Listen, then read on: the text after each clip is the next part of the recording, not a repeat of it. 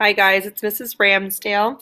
Just going to go over our irrigation design challenge.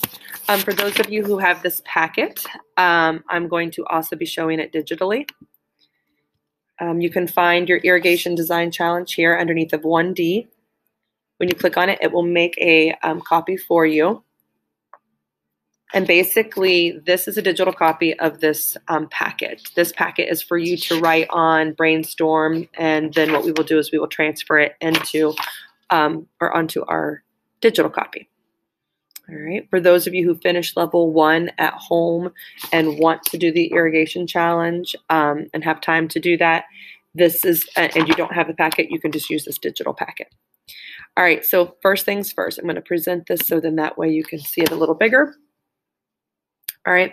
Our first thing is that irrigation is about moving water from one place to another place. In Mesopotamia, the Sumerians, they developed the irrigation system to water their crops. So what I'm challenging you to do is I'm going to give you a cup of water, and your job is to create an irrigation system that would allow you to pour the water in and then divide it evenly to 2 separate areas. What I want you to imagine the Sumerians as they were digging these canals to their crops. They probably had a corn field and then a wheat field. And so then they dug the canals.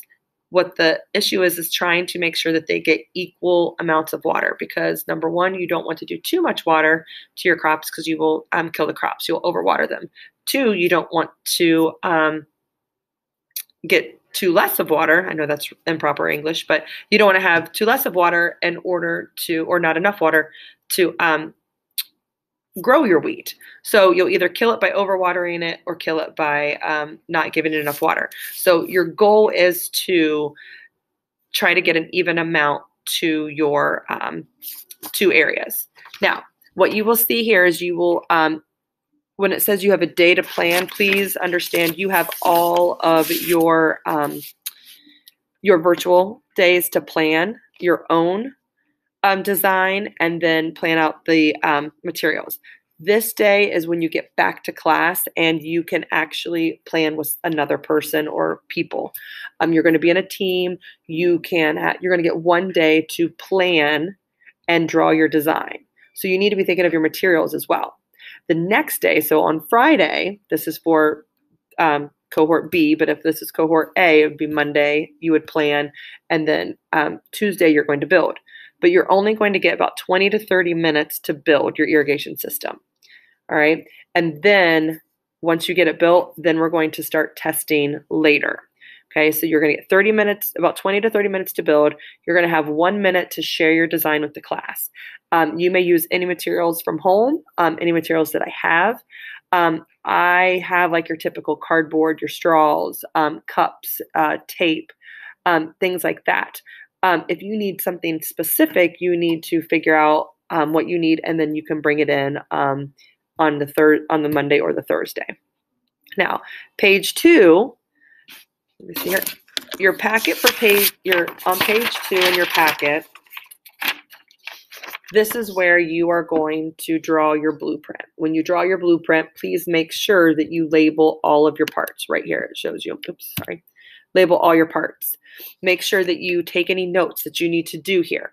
A good idea might be to try to be building some prototypes at home. However, you cannot build it at home and then bring it in. You must, the part of the challenge is you must build it here at school. Now, that is what your paper copy is for. Your digital copy, this part right here, this is where you can put any inspirational photos that you find from the internet. One of the things you might want to use in your Magic Google bar is to search like irrigation school projects. Because if you just do irrigation DIY, you're going to get sprinklers and stuff like that that you would actually use at home. So adding that irrigation school projects will help filter and limit your findings. Here is where you're going to start compiling a list of the materials you need. I encourage you, as you make this list, find those materials, put them in a bag so you can bring them back to school on Monday or Thursday.